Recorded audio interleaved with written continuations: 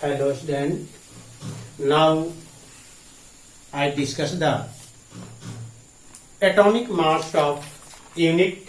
इस पर हम डिस्कस करें एटॉमिक मास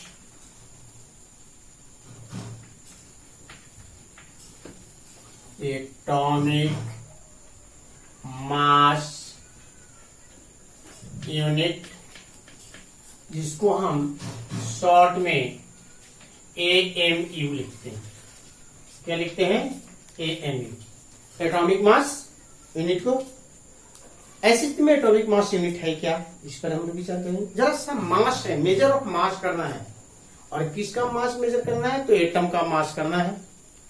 और इसके लिए जो यूनिट हमने यूज किए, जरा सा कल्पना कीजिए, मेरे साइंटिस्टों ने किसी पिंड को वैल्यू करने के लिए, मास वैल्यू करने के लिए किसी पिंड का वेरिएबल वैल्यू दिया होगा, किसी पिंड को सपोज वैल्यू माना होगा, और उसके सब वैल्यू से जितना हैवियर कोई पिंड दिखा रहा होगा उसके अनुसार उसको मास मेजर कर रहा होगा। लेकिन मेरे साइंटिस्टों ने एटम को मास मेजर करने के लिए आइसोटॉप्स, बाद में हम चलेंगे तो आइसोटॉप पर चर्चा करें। जनरली कार्बन का दो आइसोटॉप्स हैं, एक C12 है, C12 है, और दूसरा C14 है। यानी एक ऐसे एटम्स है जिनका मास 12 है और एक का जो है वो 14 है। यानी ऐसी स्थिति में C12 को स्टैंडर्ड मान करके उन्होंने मेजर किया है। और ये भी ध्यान देना है कि कोई भी मेरे यहाँ पार्टिकल्स है, वह पार्टिकल चाहे तो एटम्स है या आयन से या मॉलिक्यूल्स है, जो उसका मास मेजर होती है वह एक मोल का मास मेजर रहती है, और एक मोल में number of particle of collection जो होती है वह 6.022 और गुने 10 पे पावर 23 होती है। इतने पार्टिकल का मास मेजर होती है। इसका मतलब कि कार्बन का स्टैंडर्ड माना है तो C12 की एक एटम का मास का 12 पार्ट जो होगा वह जनरली उसका कहलाएगा एटॉमिक मास। वैल्यू जो आएगा वह कहलाएगा एटॉमिक मास यूनिट। ऐसी स्थिति में एटॉमिक मास यूनिट को AMU के द्वारा नोटेट करते थे। लेकिन आज के टाइम में हम एटॉमिक मास यूनिट को हम बोलते हैं unified mass noted to UNO। ठीक है, ये यूनिफाइड मास नोट होगा। लेकिन इसको इजीली वे में समझने के लिए अभी हमने क्या करा है कि एक कार्बन C12 का मास है, और C12 का मास है जो जनरली एक मोल का मास है। यानी ऐसी स्थिति में एक एटम का मास मेजर करने के लिए अभी हमने एक मोल में ग्रुप ऑफ पार्टिकल दिखा रहे थे 6.022 गुने 10 पे पावर 23 का। यदि इसका रिजल्टेंट जब लेंगे तो रिजल्टेंट जब आएगा तो वह वैल्यूएबल मेरे पास आएगा 1.9926 मल्टीप्लाई 10 पे पावर 23 माइनस के साथ। लेकिन इसका 12 पार्ट, इसका मतलब बढ़ावा हिस्सा, तो मल्टीप्लाई 1/12। यदि 1/12 को मेजर किया जाएगा तो मेरे पास वैल्यूएबल जो आएगा वह वैल्यूएबल 1.66 मल्टीप्लाई 10 पे पावर -24 ग्राम। इसका मतलब कि 1 AMU और U is equal to 1.66 multiply 10 पे पावर -24 ग्राम। लेकिन इस मास को हम लोग 1 डाल्टन भी बोलते हैं, जिसको नोटेशन DA बराबर 1.66 मल्टीप्लाई 10 पे पावर -24। इसको दूसरे रूप में भी हम समझ सकते हैं। दूसरे रूप में समझने के लिए याद किया जाए कि किसी भी एटम का 3 फंडामेंटल पार्टिकल, एक फंडामेंटल पार्टिकल प्रोटॉन, दूसरा न्यूट्रॉन, और तीसरा इलेक्ट्रॉन। हर का अपना अपना एक एब्सोल्यूट मास है। जब एब्सोल्यूट मास मेजर किया जाएगा तो 1.67 मल्टीप्लाई 10 पे पावर -24 ग्राम, और अप्रोक्सीमेट टू न्यूट्रॉन का भी इतना ही होती है, गुने 10 पे पावर -24। जबकि इसका मास मेजर करते हैं तो 9.108 मल्टीप्लाई 10 पे पावर माइनस 28 ग्राम, जिसको हम लोग नेग्लिजेबल काउंट करते हैं। इसका मतलब कि ऐसी स्थिति में दो पिंड है मेरे पास, एक प्रोटॉन है और दूसरे न्यूट्रॉन है, और ऐसी स्थिति में जब देख रहे हैं यही पिंड का जो मास है वही जनरली एटॉमिक मास यूनिट है। क्या है? यही एटॉमिक मास यूनिट है। इसका मतलब कि यदि कार्बन C12 यूज कर रहे हैं तो इस C12 में जनरली यहां बतलाता है कि इसमें 6 गो प्रोटॉन है और 6 गो न्यूट्रॉन भी हैं। इसका मतलब कि 12 है, और कितने 12 है? तो इनके कंपेरिजन में इतना टाइम हैवियर दिखा रहा है, इतना टाइम ही हैवियर दिखा रहा है, जिसके कारण इसका एटॉमिक मास कितना दिखा जा रहा है? 12 दिखाई जा रही है। यानी ऐसी स्थिति में हमको याद रखना है कि 1 AMU, या फिर इसको आज के टाइम में हम लोग AMU न नोट करके हमने यूनिफाइड मास नोट करते हैं। यानी यूनिफाइड मास इक्वल टू हम काउंट कर रहे हैं 1.66 मल्टीप्लाई 10 पे पावर माइनस 24 ग्राम, और इस 24 ग्राम को आम रूप से हम बोलते हैं, वह बोलते हैं 1 Dalton.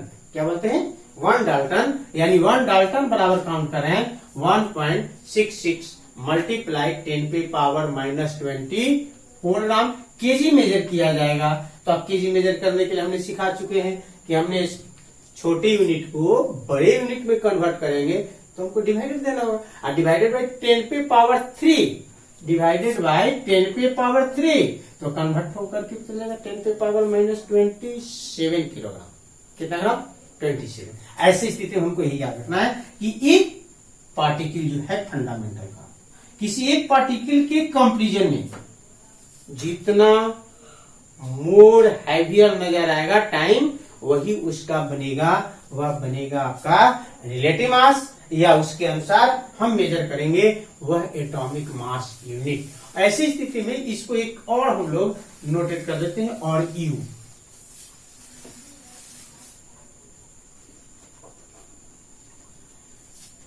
Atomic mass unit, post में लिख रहे थे हम लोग AMU और U। इसको हमने बोले हैं कि वह होगा यूनिफाइड मास। कौन मास? यूनिफाइड मास। ऐसे इसको बोले एटॉमिक मास यूनिट। और किसी एक पार्टिकल हमने यूज करें, एक पार्टिकल के मास के साथ जितने पार्टिकल का मास जो होगा उसके अनुसार जितना हैवियर बनेगा वही उसका बनेगा एक पार्ट का मास। यानी ऐसी स्थिति में लिखे हैं atomic mass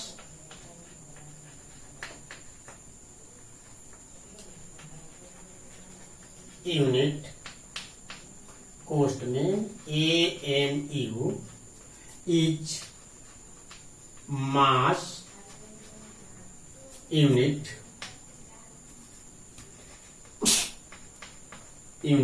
equal to exactly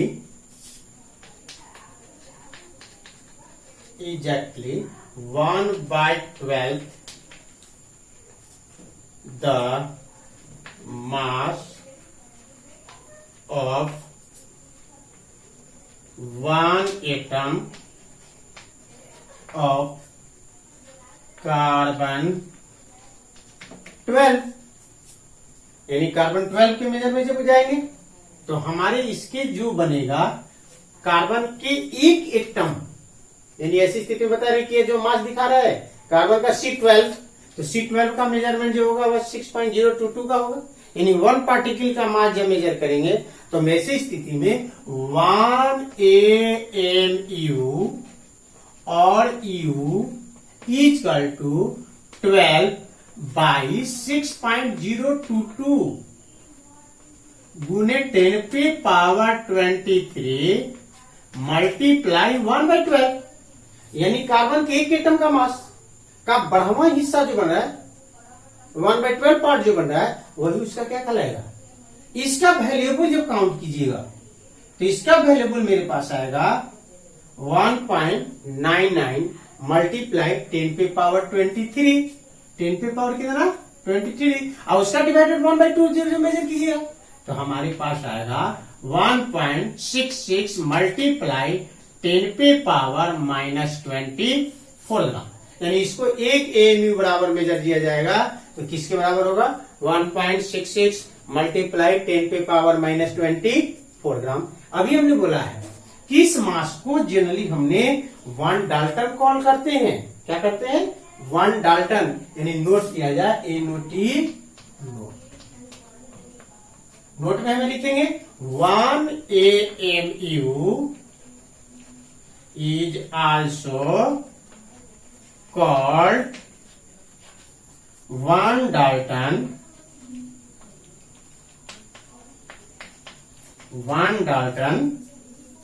notation by DA। क्या नोटेशन करेंगे? DA। यानी आपसे कोई भी कहे कि 1 डाल्टन कितने के बराबर होगा, तो 1 dalton is equal to 1.66 multiply 10⁻⁻24 gram. ये है क्या? तो ये जनरली हम दिखा रहे हैं कि एटम का फंडामेंटल पार्टिकल जो है प्रोटॉन और न्यूट्रॉन, यानी प्रोटॉन का मास दिखा रहा है, यानी जितने प्रोटॉन होंगे और उतने ही न्यूट्रॉन जो होंगे, दोनों का मास का यूज होगा, वह जनरली उसका बन जाएगा रिलेटिव मास। क्या बनेगा? Relative mass. यानी ऐसी स्थिति में हम आपको दिखा देते हैं इसी तरह का रिलेटिव एटॉमिक मास, यानी इसके कंपैरिजन में जितना टाइम हैवियर जो बनेगा वही उसका कहलाएगा एटॉमिक मास। यदि हाइड्रोजन का एटॉमिक मास 1 यू नोटेट कर रहे हैं तब ऐसी स्थिति में आपको दिखाई देगा कि हाइड्रोजन का एक एटम जो है वह C12 के कंपैरिजन में 1 टाइम हैवियर है। 1 टाइम क्या है? हैवियर है। उसी प्रकार यदि ऑक्सीजन का एटॉमिक मास हम 16 यूज कर रहे हैं तो यहां सीधे बता रहा है कि 1 एटम ऑफ हाइड्रोजन जो दिखा रहा है वह कंपैरिजन में 16 टाइम हैवियर जो है वह जनरली वह मुक्तः किसका है? वह जनरली ऑक्सीजन का है। ऐसी स्थिति में रिलेटिव हम लोग यदि चलते हैं तो मिलेगा the relative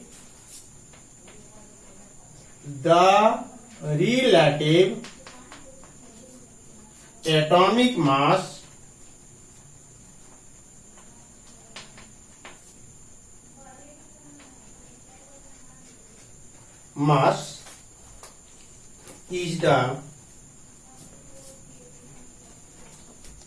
is the mass of an atom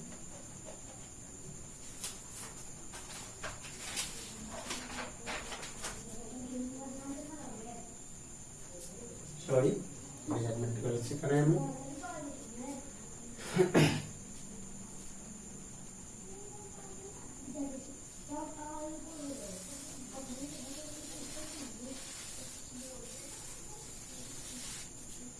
atomic mass में हमने कंपैरिजन करा रहे थे कि कितना टाइम हैवियर दिखाएगा, जितना टाइम हैवियर दिखाएगा वही उसका बनेगा क्या? रिलेटिव एटॉमिक मास में the atomic mass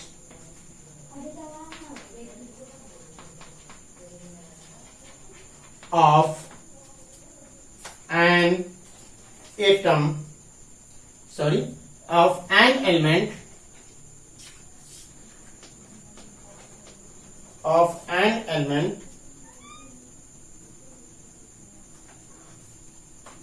is a relative quantity and it is the mass of one atom of the element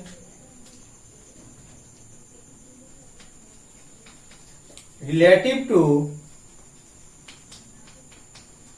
1/12 the mass of one carbon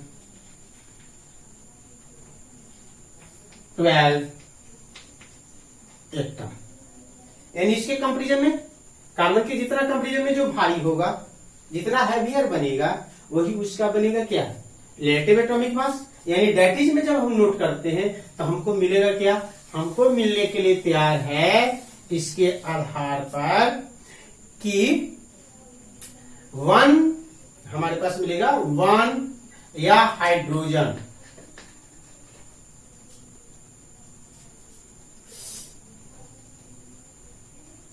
one of hydrogen, hydrogen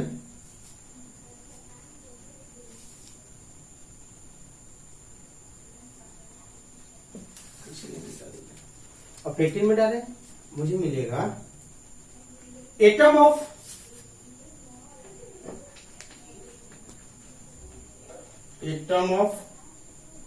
one of hydrogen, comparison करा देते हैं oxygen का, 1 atom of oxygen is 16 times heavier than 1/12, कितना है 1/12 of carbon 12 atom. यानी carbon 12 atom के 16 गुना भारी दिखा रहा है ऑक्सीजन का, इसलिए इसका एटॉमिक मास कितना होगा, 1 होगा। उसी प्रकार दिखा रहे हैं 1 atom of hydrogen is 1 time heavier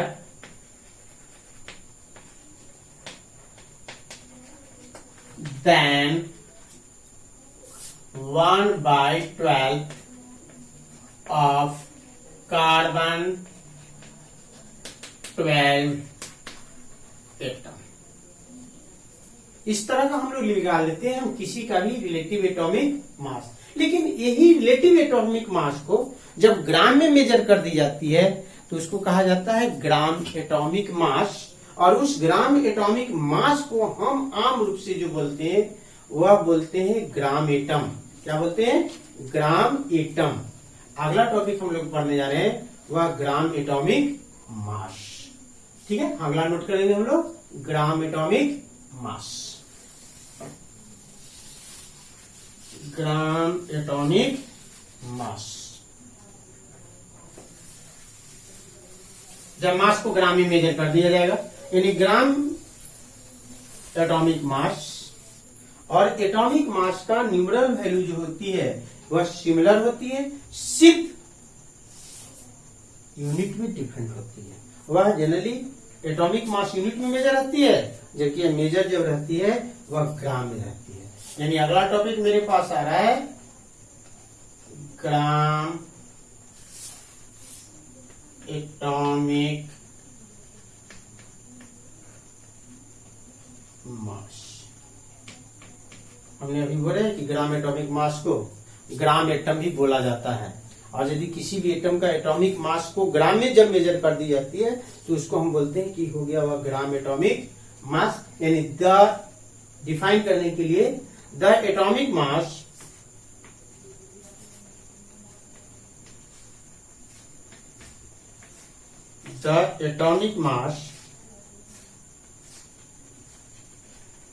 of element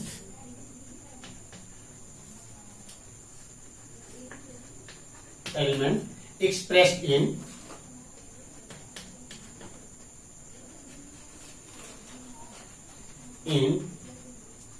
gram is called the gram atomic mass of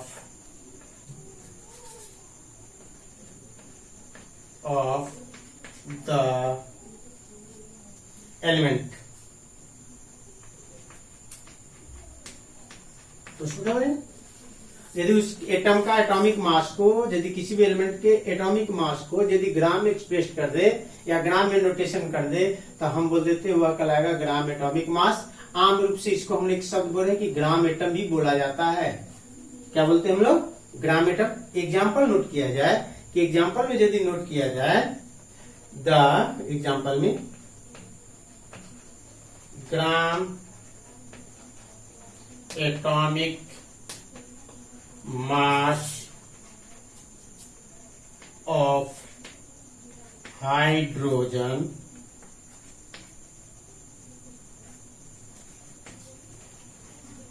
is equal to 1 ग्राम। सीधा सीधा ये यदि एटॉमिक मास में था तो 1 यूनिफाइड मास था, या एटॉमिक मास में था, हमने इसको ग्राम में मेजर कर दिया तो ग्राम एटॉमिक मास हो गया। The gram atomic mass